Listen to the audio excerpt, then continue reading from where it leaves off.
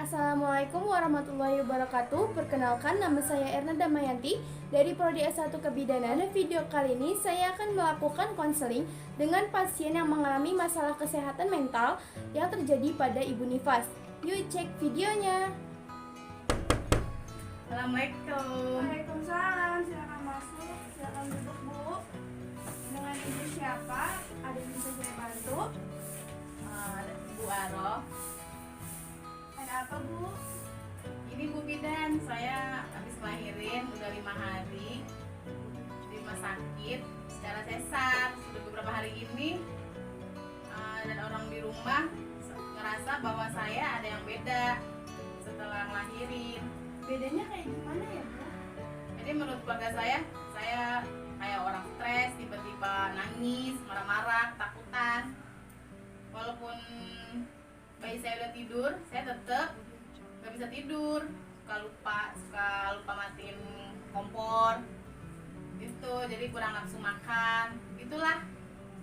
Kira-kira udah berapa hari ya, Bu, Ibu ngerasain seperti ini? 4 hari kurang lebih. 4 hari, oke.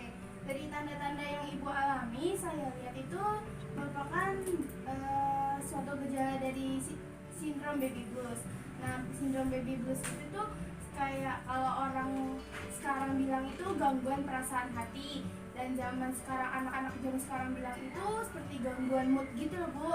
Mood-moodan jadi gitu. Wajar kok gejala ini Ibu rasain, soalnya kan dari Ibu pertama sebelum punya anak, sekarang anak yang pertama kan, Bu. Iya. Nah iya, dari situ juga Ibu pasti ngerasain perbedaan dari sebelum punya anak sampai sekarang harus merawat anak. Iya. Jadi kayak gitu. Nah, penyebab sindrom baby blues ini atau gangguan perasaan hati ini tuh ada yang gara-gara ngelahirin pertama, punya bayi kembar, susah ngasih ASI, seperti itu, Bu. Jadi menurut Ibu sendiri nih, apa yang Ibu rasain bisa seperti kayak gini gitu? Apa penyebabnya gitu? Saya terlebih sih ingin ngasih ASI pada bayi saya selama 6 bulan ke depan. ASInya sulit keluar, Bu, dan setelah melahirkan pun dilakukan IMD karena saya dibius total saat operasi. Jadi saya merasa gagal, Bu, dan saya takut anak saya kekurangan nutrisi dan gizi. Tidak.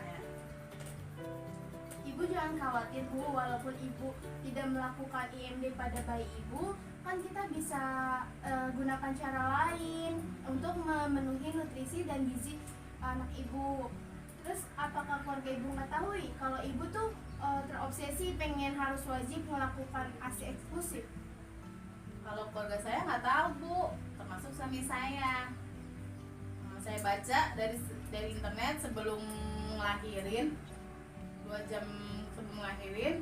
Jadi saya belum sempat bilang ke suami kalau inginnya ASI eksklusif bagus.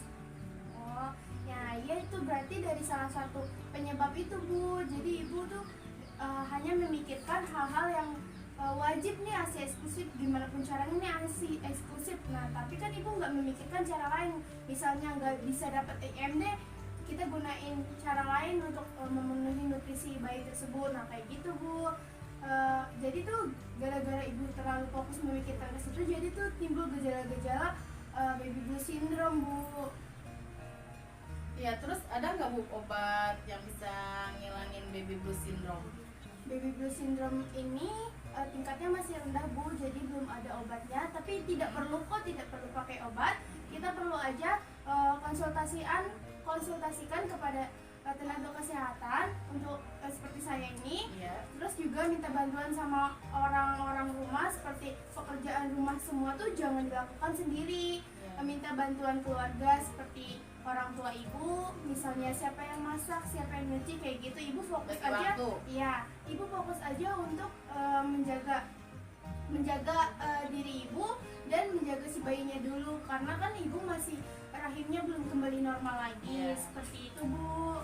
Dan terutama sih faktor dari suami, Bu. Nanti suami harus sangat memperhatikan kebutuhan Ibu, keperluan Ibu, bahkan kayak gitu ya, Bu. Ya.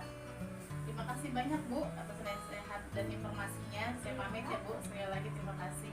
Ya, sama-sama. Semoga cepat sembuh, Bu. Baik, itulah tadi konseling saya dengan Ibu Nifas yang mengalami masalah kesehatan mental. Dari kesimpulannya yang saya dapat ambil, ibu tersebut mengalami baby blues syndrome karena ibu tersebut sangat terobsesi dengan ASI eksklusif selama 6 bulan karena banyak sekali manfaatnya dari ASI eksklusif tersebut, dan ibu tersebut sangat ingin memberikan anaknya IMD atau inisiasi menyusui dini, namun tidak terlaksana karena ibu tersebut melahirkan secara operasi sesar dan ibu tersebut dibius secara total sehingga tidak dapat melakukan IMD.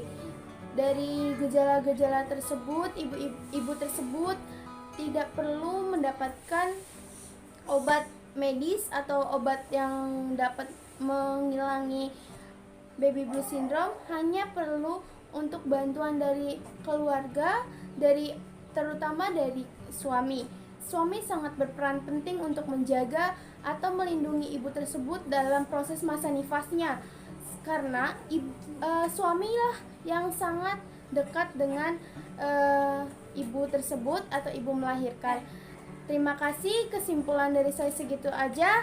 Kurang lebihnya mohon maaf. Wassalamualaikum warahmatullahi wabarakatuh.